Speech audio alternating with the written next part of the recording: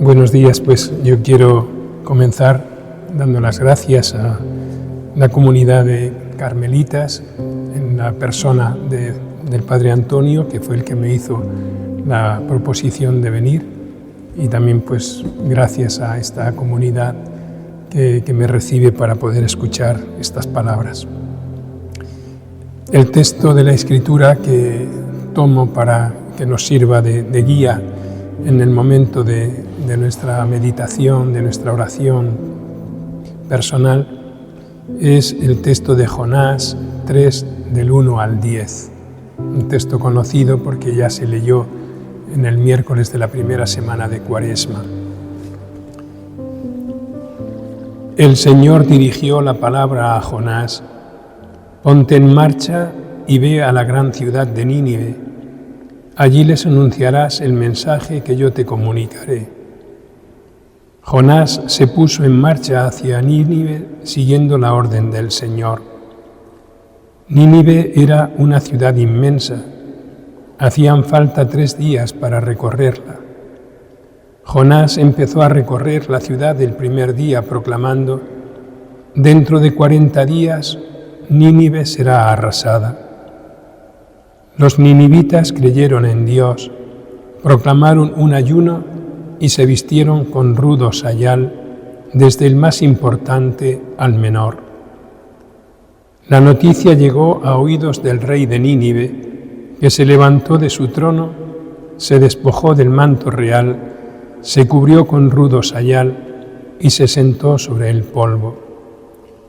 Después ordenó proclamar en Nínive este anuncio de parte del rey y de sus ministros: que hombres y animales, ganado mayor y menor, no coman nada, que no pasten ni beban agua, que hombres y animales se cubran con rudo sayal e invoquen a Dios con ardor, que cada cual se convierta de su mal camino y abandone la violencia.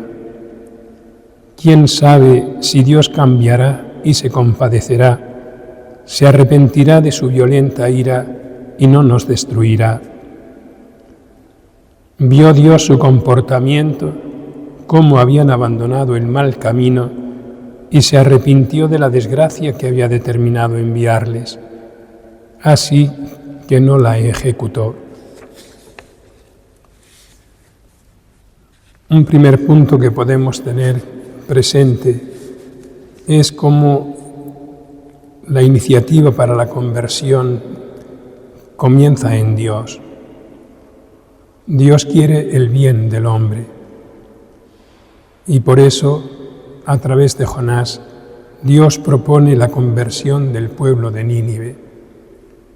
En el corazón de Dios se esconde siempre el deseo de un bien para el hombre que necesita respuesta por parte de la libertad del hombre. Del corazón de Dios siempre brota el bien para los hombres. Pero para llevar a cabo esta iniciativa de salvación, Dios necesita de sus mediadores, necesita de sus profetas. En este caso, necesita de Jonás, pero necesita previamente la conversión de Jonás. Hemos de recordar que Jonás se oponía al plan de salvación de Dios para Nínive y que tuvo que pasar por la dura experiencia de aquel naufragio y pasar esos días en el vientre del cetáceo para su propia conversión. Cuando el profeta ha experimentado la conversión, es cuando puede predicar la conversión de los demás, en nombre de Dios. Solo un profeta puede predicar la conversión si antes no se ha convertido. Solo puede predicarla cuando él mismo se ha puesto en conexión, en comunión con el corazón de Dios. Cambia de planes, cambia de mentalidad para acoger la mente y el corazón de Dios. La predicación del profeta se presenta como con una amenaza, porque si no se convierten, Dios destruirá a Nínive. A veces nosotros podemos entender de una manera inadecuada lo que significan estas amenazas de Dios, que no tiene el deseo de destruir, no tiene el deseo de aniquilar ni buscar un mal para el hombre. La amenaza siempre se entiende como una acción preventiva, pero el hecho de que pueda llevarse a cabo esa amenaza dependerá de la respuesta del hombre, de la libertad del hombre. Lo veremos más adelante. La amenaza de Dios es siempre preventiva, es como anunciadora de lo que espera como respuesta de parte del hombre para que eso no se lleve a cabo. El segundo momento, cuando hemos contemplado ya la conversión del profeta, es la conversión del pueblo de Nínive. El efecto de la predicación de Jonás es asombrosamente eficaz. El texto dice que Nínive era una ciudad que costaba 3 días atravesarla, pero la conversión de los ninivitas comienza ya el primer día. El primer movimiento en la conversión es de todo el pueblo, que manifiesta mediante 2 gestos su arrepentimiento, declarando un ayuno y vistiendo el sayal. 2 gestos que muestran arrepentimiento y austeridad. Es la respuesta por parte de aquel que ha escuchado la llamada a la conversión y al arrepentimiento. Y después viene la conversión del rey y de sus ministros. El rey manifiesta su conversión mediante 4 gestos. Deja el trono, deja el manto, se viste de sayal y se sienta sobre el suelo. Deja el trono, con lo que eso significa como metáfora, como símbolo del poder, el signo que conlleva consigo soberbia, orgullo, prepotencia, inclinación a la tiranía.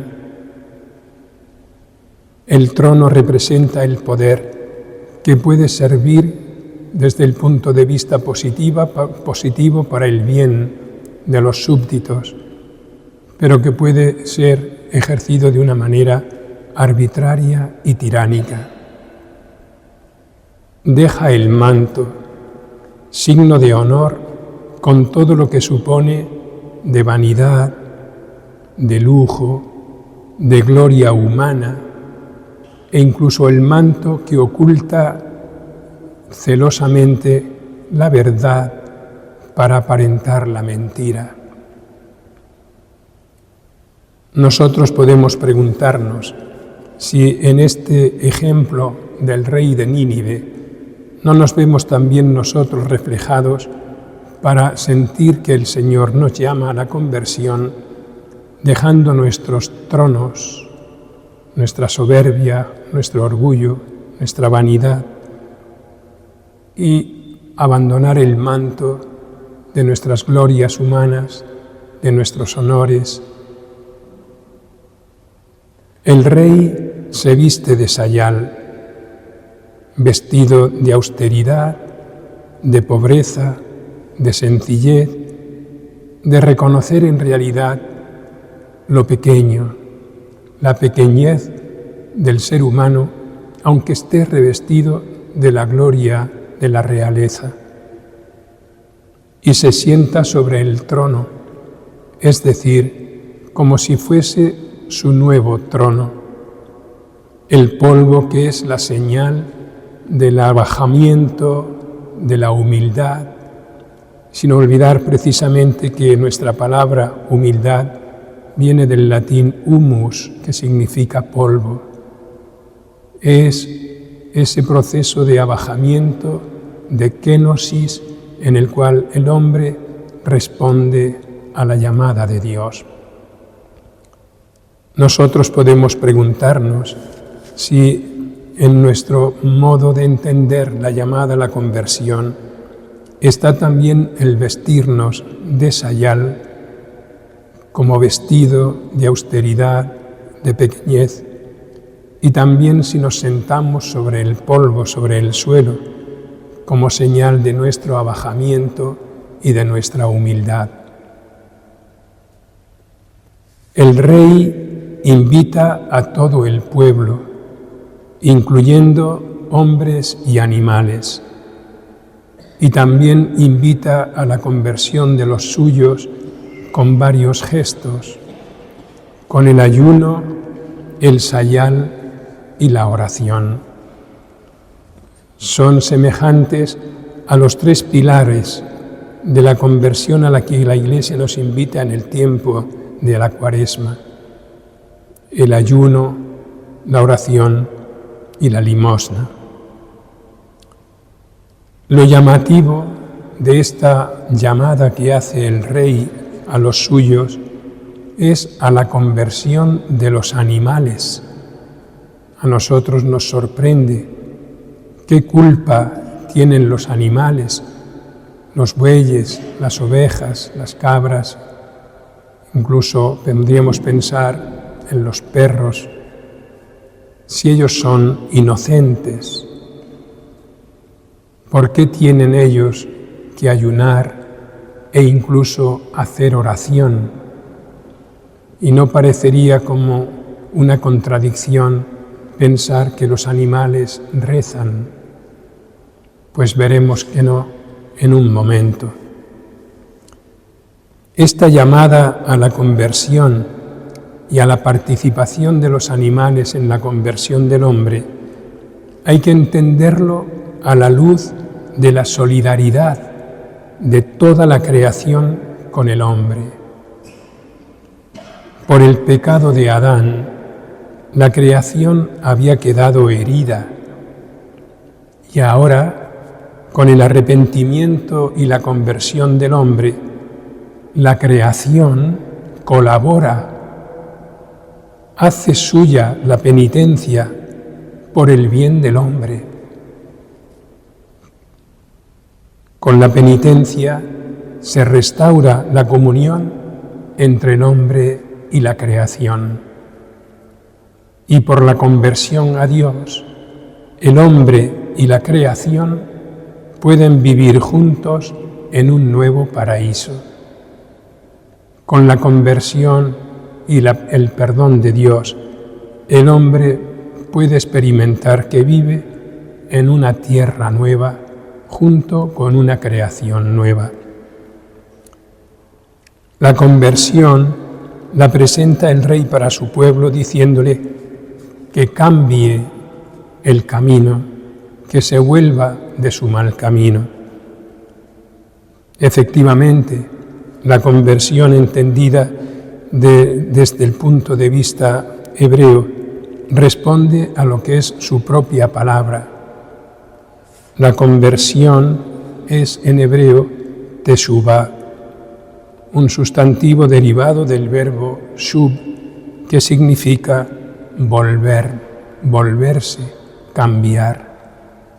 Es el proceso por el cual la persona se da cuenta de que ha dirigido mal sus pasos por un camino malo, que se ha apartado del camino recto y decide volver de nuevo al inicio, al comienzo. Es la imagen que podemos imaginar del hijo pródigo. Después de haberse alejado de su padre, volverá de su mal camino para incorporarse y vivir en la casa de su padre. Efectivamente, la conversión conlleva el conocimiento del mal camino para emprender de nuevo el camino recto, el camino de Dios. Pero la conversión no garantiza todavía nada. es necesaria la oración que implora la misericordia y la conversión de Dios. Que los animales se unan a la oración del hombre, les decía antes, no tiene que resultarnos extraño. Si la creación quiere colaborar con el hombre por su bien, para volver a la amistad con Dios, la creación misma tiene su modo de orar en favor del hombre. En unas palabras que encontramos en el Tertuliano, un padre del siglo II de la Iglesia, dice: incluso las aves, cuando levantan el vuelo y se elevan hasta el cielo, extienden en forma de cruz sus alas como si fueran manos y hacen algo que parece también oración. Efectivamente, la oración no solamente es de los hombres, sino también de los animales que se unen en comunión con Él. La oración lo que pretende es la conversión de Dios. A nosotros nos puede parecer un tanto extraño que se diga, que se hable de la conversión de Dios, porque entendemos que la conversión es respecto del pecado. ¿Y cómo se va a convertir Dios si Él no tiene pecado? Pero la conversión de Dios se entiende en el sentido de que Dios ha decidido hacer algo de lo cual Él también se puede arrepentir, se puede echar atrás. Las decisiones de Dios no son irrevocables. Hemos comenzado diciendo que Dios hace una amenaza preventiva buscando la respuesta de libertad del hombre. En cuanto que el hombre está dispuesto a responder con la conversión a esa amenaza de Dios, Dios puede convertirse, puede arrepentirse. La oración que el rey de Nínive pedía a todos los ninivitas brotaba del arrepentimiento del mal camino y del abandono de la violencia. Y en la oración los ninivitas lo que han de pedir a Dios es que se compadezca y se arrepienta de su violencia, de su violenta ira. Es una oración abierta a la esperanza. Ellos dicen: ¿quién sabe si Dios se arrepentirá y no nos destruirá? Ellos no lo saben, pero lo dejan en el conocimiento del propio Dios. Solo Dios sabe lo que puede hacer, pero el hombre no debe desconfiar de lo que Dios puede hacer. La oración está llena de confianza y de esperanza. Y Dios, en efecto, responde con varios gestos. Dios vio, es decir, Dios tuvo en cuenta, Dios aceptó con agrado lo que los ninivitas estaban haciendo para alcanzar el perdón. Vio, es decir, entró como en el conocimiento de las cosas del corazón que había, de las cosas que había en el corazón de los ninivitas. Dios vio, consideró y juzgó la rectitud del corazón de los ninivitas. Y dice el texto que Dios vio lo que hacían y cómo lo hacían. Hacían esos gestos concretos de conversión. Habían manifestado hacia afuera como hacia el exterior con gestos su arrepentimiento. Pero además, cuando dice cómo lo hacían, el texto da a entender el interior del corazón de los ninivitas. Dios vio que lo hacían con un corazón sincero y con un espíritu humilde. Y esto es también, hermanos, lo que nosotros podemos preguntarnos. Respecto de nuestra conversión, nuestro arrepentimiento y nuestra vuelta a Dios, Él ve lo que hay en nuestro corazón, la sinceridad y la humildad de espíritu. Y después se nos dice que efectivamente Dios se arrepintió. Dios se convirtió de aquella amenaza que había hecho desde al principio y tuvo piedad del pueblo de Nínive. Que esta conversión de Dios no es algo extraño al pensamiento bíblico, lo podemos comprobar con otros pasajes de la Sagrada Escritura. Zacarías 1:3 dice: en labios del propio Dios, convertíos y me convertiré a vosotros. Y Joel 2:12-13, convertíos a mí de todo corazón, con ayunos, llantos y lamentos.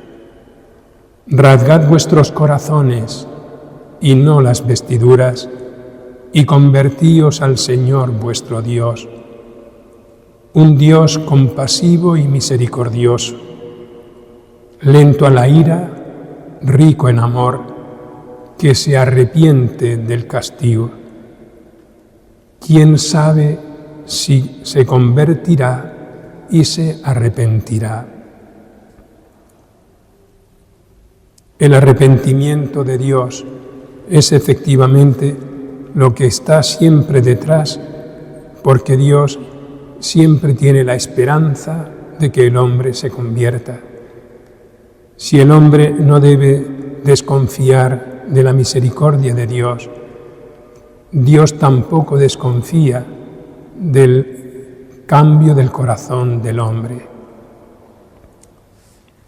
El fruto de la conversión del hombre es también posible por la conversión de Dios. Y la conversión de Dios se da precisamente a través de la conversión del hombre. Pues pidamos al Señor que en este tiempo de Cuaresma Él nos dé la gracia de poder entender hasta dónde Él tiene esperanza en nosotros, hasta qué punto confía en nosotros, y ante los anuncios de nuestra conversión, cómo Él está siempre dispuesto a acogernos cuando volvemos a su casa de vuelta. Y que el Señor nos conceda la gracia de poder vivir una santa y fructífera Cuaresma.